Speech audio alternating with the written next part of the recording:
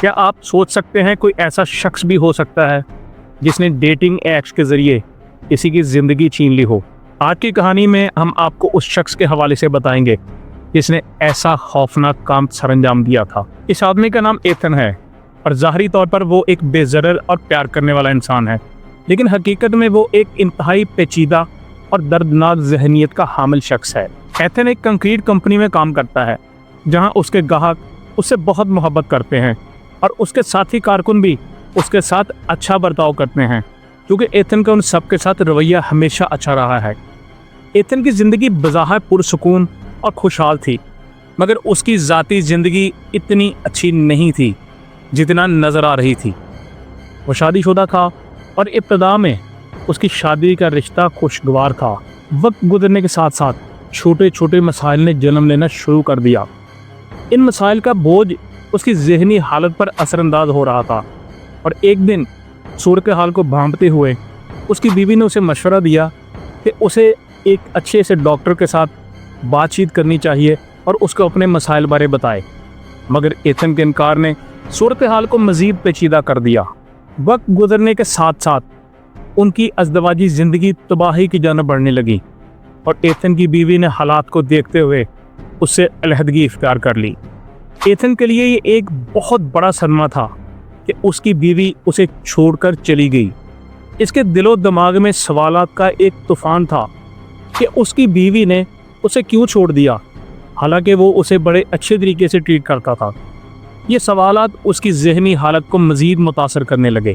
بہت جلد اس کا ہر دوست اور ساتھی کارکن بھی اس میں تبدیلی دیکھنا شروع کر دیتے ہیں، کیونکہ اب وہ پہلے کی طرح کا نہیں رہا تھا۔ وہ جس شخص کو جانتے تھے ایتھن اب ویسا نہیں تھا۔ وہ ایک بالکل مختلف انسان بن چکا تھا، اتنا اس کے جو ذہنی معاملات تھے وہ خراب ہونا شروع ہو گئے تھے۔ ایتھن اب خواتین کے حوالے سے پرتشدد خیالات رکھنا شروع ہو گیا تھا، اور ان خیالات کو وہ اپنے کام کی جگہ پر بھی بلند آواز میں بتانا شروع ہو گیا تھا۔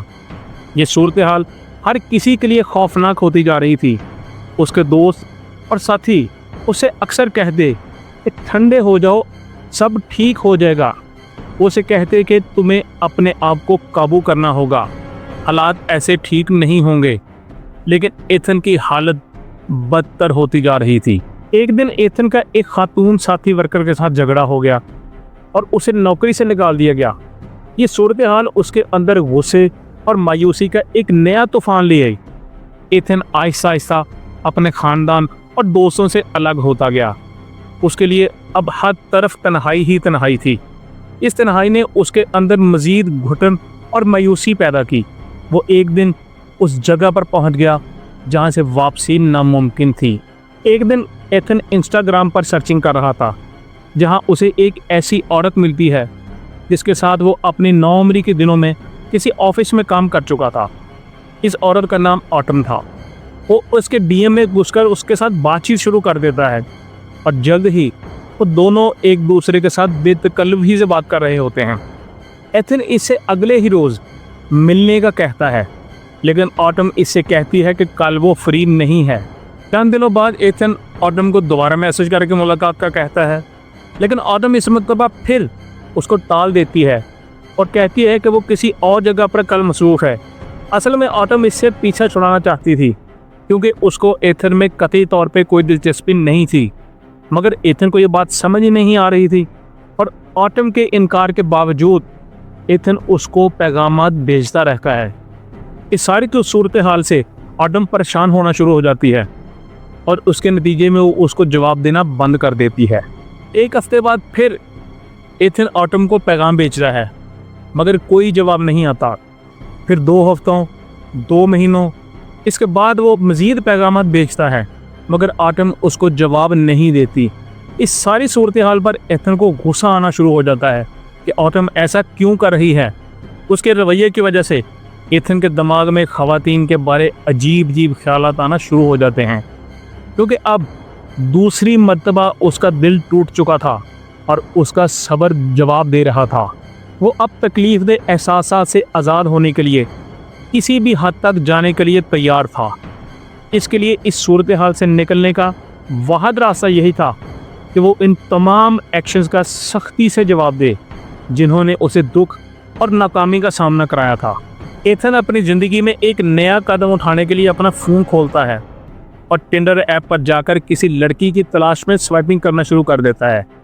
जैसे ही उसकी उंगली एक और स्वाइप के साथ रुकती है तो अचानक उसके सामने एक मैच ज़ाहिर होता है। इस लड़की का नाम एशलन है और उसकी उम्र 25 साल है। वो ख़ुसूसी ज़रूरत वाले बच्चों के साथ काम करती है और उसकी शख्सियत में एक ऐसी कशिश थी जो एथन को फ़ौरन अपनी तरफ मुतवज्जा कर लेती है। जल्द ही इन दोनों के दरमियान बातचीत शुरू हो जाती है और वो मुलाकात करने का फ़ैसला करते हैं। अगली ही रात वो एक दूसरे से मिलने के लिए तैयार हो जाते हैं।